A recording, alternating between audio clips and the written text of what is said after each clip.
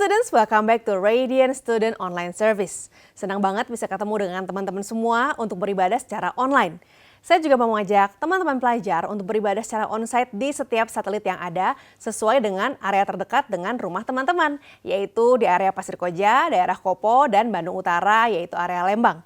Sebelum kita dengar firman Tuhan, mari kita berdoa. Tuhan Yesus, kami bersyukur Tuhan menyertai kami sampai hari ini dan kami mau belajar lagi Tuhan untuk semakin mengenal Tuhan dan memperlakukan Tuhan sebagaimana mestinya, menghormati Tuhan dengan segala apa yang kami kerjakan. Tolong kami Tuhan, pimpin kami Roh Kudus agar kami bisa memahami firman-Mu. Dalam nama Tuhan Yesus kami berdoa, amin. Bulan ini kita terus belajar tentang clean hands, pure heart. Sebagaimana anak muda, ternyata sangat mungkin untuk kita menjaga hati kita dan juga sikap kita bersih di hadapan Tuhan, yaitu dengan cara menjaganya sesuai dengan firman Tuhan. Firman Tuhan akan terus mengajar kita dan menjaga kita agar kita semakin serupa dengan Kristus. Kita mau belajar dari satu ayat di firman Tuhan, yaitu dalam Yakobus 4 ayat 7. Di sini tertulis, "Karena itu tunduklah kepada Allah dan lawanlah iblis, maka ia akan lari dari hadapanmu." Wah, di ayat ini kita baca tunduklah kepada Allah. Apa maksudnya tunduk kepada Allah? Apakah artinya kita nunduk, lihat ke bawah? Teman-teman, ternyata bukan artinya nunduk dan melihat ke bawah dengan arti yang sebenarnya. Duduk di sini bukan badan kita yang menunduk, bukan tubuh kita yang menunduk, tetapi secara sikap hati kita hormat dan menyatakan Tuhan adalah Tuhan. Waktu kita menyatakan Tuhan adalah yang paling utama dalam hidup kita, maka secara otomatis iblis dan semua pengikutnya tidak bisa lagi menguasai hidup kita. Sekali lagi, tidak bisa menguasai hidup kita, tetapi masih bisa mempengaruhi loh. Maka dari itu, firman Tuhan mengatakan tunduklah kepada Allah, maka waktu kita melawan iblis, dia akan lari daripada kita. Kunci utamanya adalah tunduk kepada Allah. Lalu barulah kita melawan iblis, maka ia akan lari daripada kita. Jangan kita pikir kita bisa berjalan dalam kebenaran tanpa kita tunduk kepada Allah. Jangan kita kira, bisa deh nyantai, pasti aman tanpa kita tunduk pada Tuhan, tanpa kita melakukan firman Tuhan.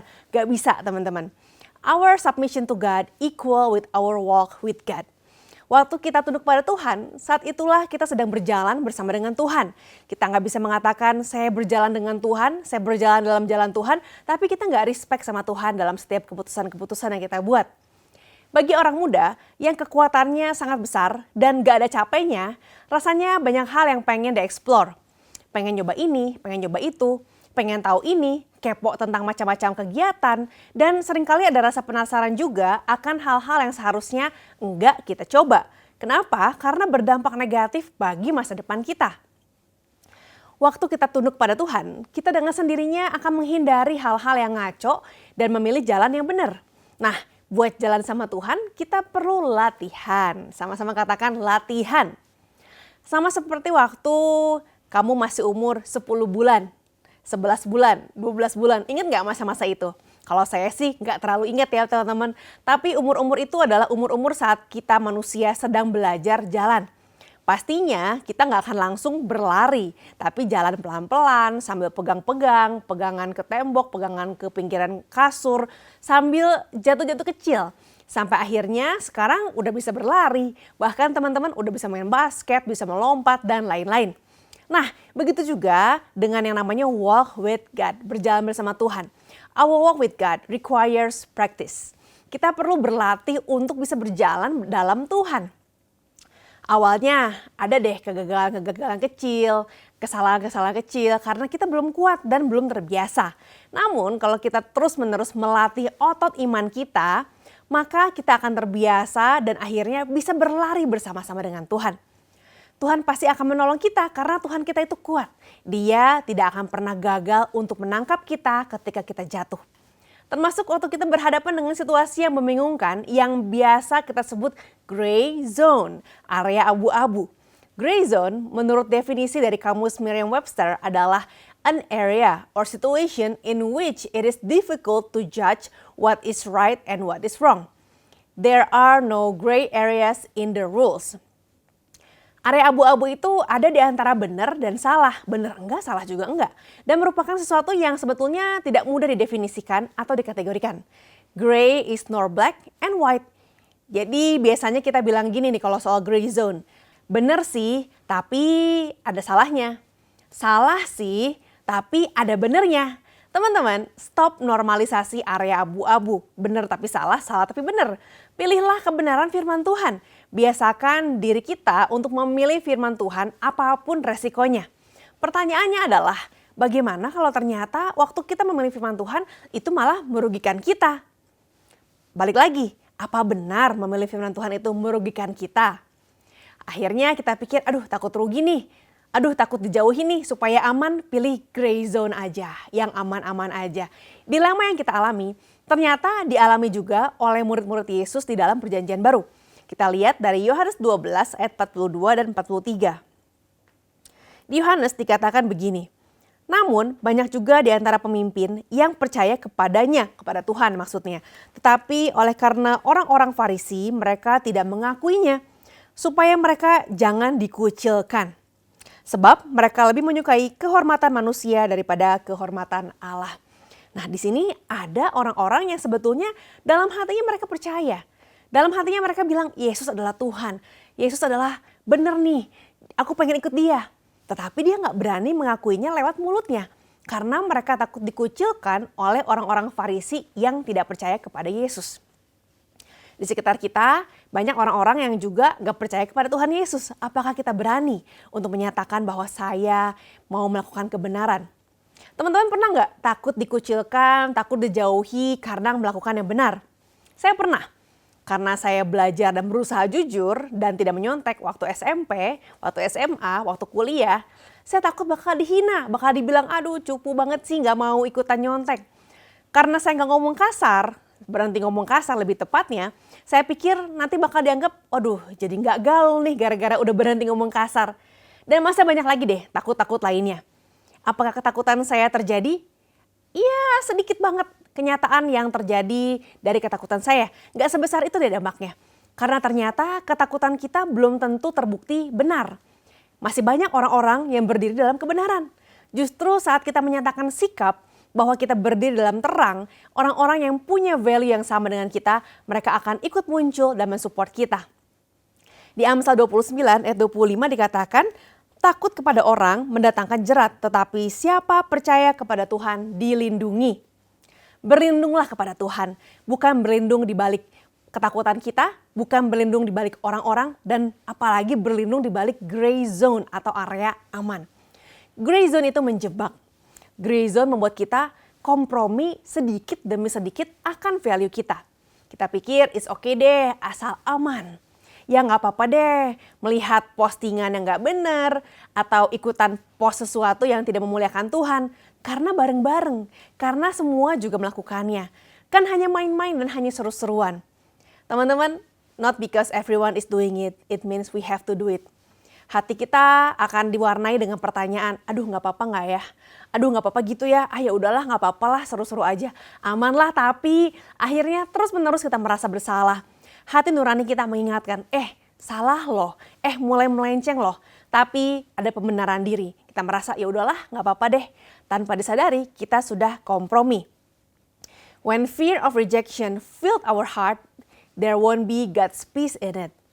Kalau kita mulai takut ditolak, akhirnya dalam hati kita tidak ada lagi damai Allah. Kita kembali ke Yakobus 4 ayat 7. Lawanlah iblis, maka ia akan lari daripadamu. Dan di awalnya dikatakan, tunduklah kepada Allah.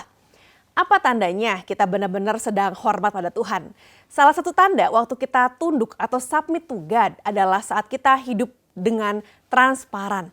Kita hidup benar, apa adanya, transparan, tidak dibuat-buat. Kita nggak pakai topeng.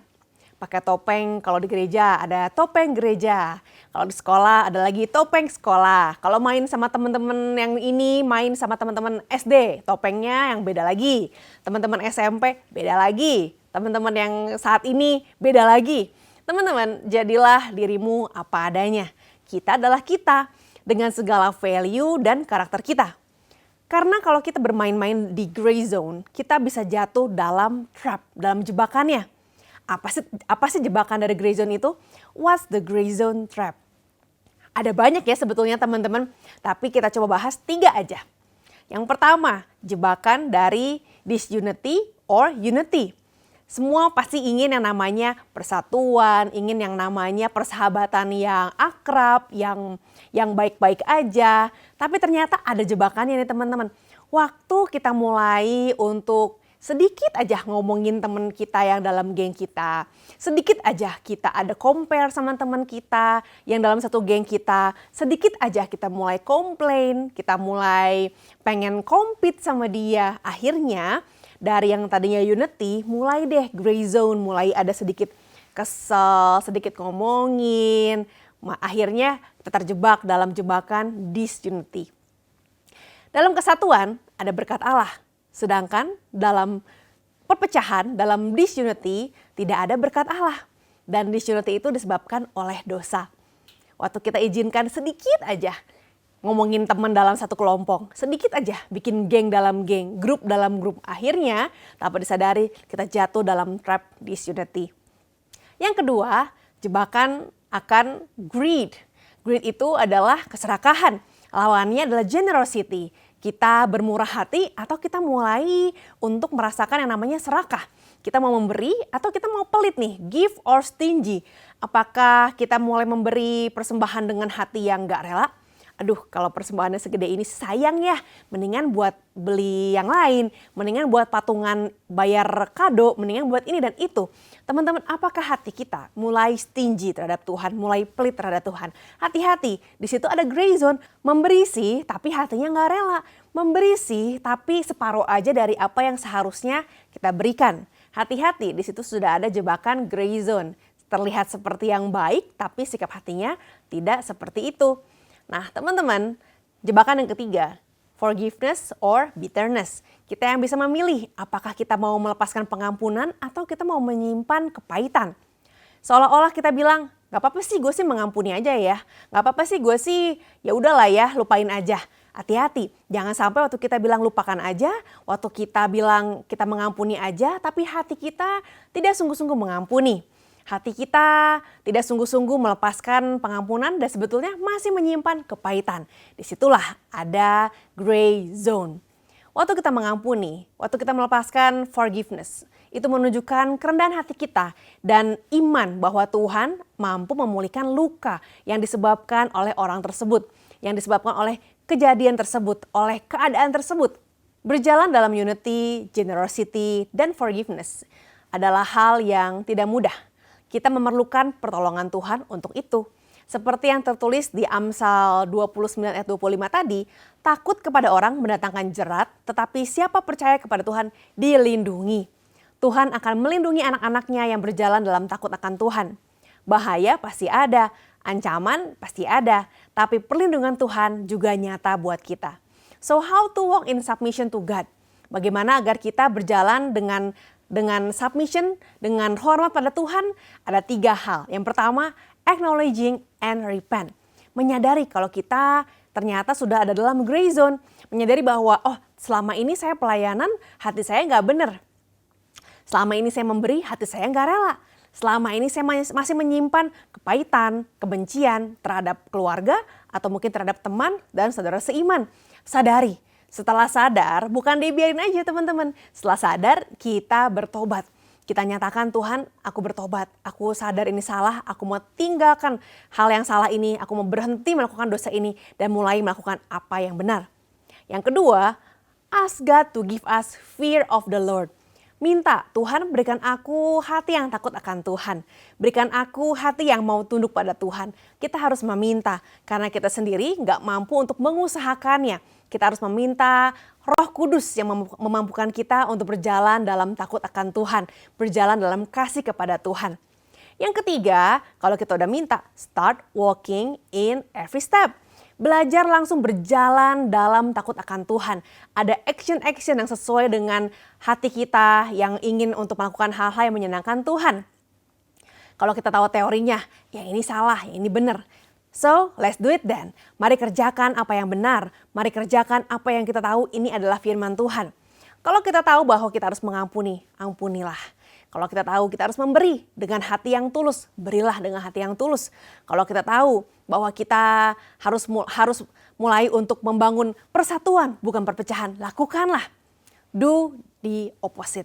waktu kita rasanya pengen mengambil semua uang jajan kita tanpa persembahan. Hati-hati, artinya kita do the opposite, berikanlah pada Tuhan. Kalau dalam hati kita mulai ada iri hati, ingin kayaknya lebih baik kita jauhin si ini. Lakukan yang berlawanan, do the opposite. Kita katakan, enggak, saya harus membangun persatuan, bukan malah menjauhi orang-orang tertentu, bukan malah membuli. Choose unity and not disunity. Choose generosity and not greed. Choose to forgive and stay away from bitterness. Dan saat ini saya mau ajak teman-teman. Saya tahu nggak mudah untuk memilih mengampuni, memilih persatuan, memilih untuk memberi bagi Tuhan. Tapi hari ini kalau kamu ingin menjadi generasi yang berdiri dengan clean hands and pure heart di hadapan Tuhan, mari sama-sama kita datang pada Tuhan dan menyatakan kesediaan kita. Bapak, Engkau melihat setiap teman-teman yang sungguh-sungguh ingin memberikan hati mereka pada Tuhan. Aku berdoa Tuhan dimanapun mereka berada. Kalau sungguh-sungguh mereka mau menjadikan Engkau sebagai Tuhan dan Juru Selamat mereka. Biar hari ini menjadi titik balik, menjadi turning point untuk mereka bisa mengenal siapa Yesus. Untuk menerima Tuhan Yesus sebagai Tuhan dan Juru Selamat. Dan mulai detik ini mereka berpindah dari kerajaan kegelapan kepada kerajaan terang. Mereka berjalan dalam terang Allah dan Tuhan menuntun langkah-langkah mereka. Hari ini Tuhan, kami juga berkomitmen untuk berjalan dalam pengampunan, untuk berjalan dalam kesatuan, dan juga kami mau berjalan dalam hati yang murni, hati yang bersih, transparan di hadapan Tuhan dan juga di hadapan manusia. Berikan kami kekuatan Roh Kudus, mampukan kami agar kami berjalan dalam kekuatan Tuhan. Dan saat ini jemaat Allah, angkatlah tanganmu, terimalah berkat Allah. Dalam nama Bapa, Putra, dan Roh Kudus, biar berkat Allah yang memampukan engkau berjalan dalam generosity, berjalan untuk melepaskan pengampunan bagi orang-orang yang berbuat jahat kepadamu, dan juga berjalan dalam unity. Biar Tuhan yang menyertai dan memampukan untuk engkau memberikan hal yang terbaik bagi Tuhan dan membuat keputusan-keputusan yang benar sesuai dengan firman Tuhan. Hanya dalam nama Tuhan Yesus, semuanya sudah menerima berkat Tuhan, sama-sama kita katakan amin. Teman-teman, kalau kamu perlu didoakan, kamu bisa scan QR code di bawah ini. Ada pendoa yang siap untuk mendoakan kalian. So, happy weekend. God bless you.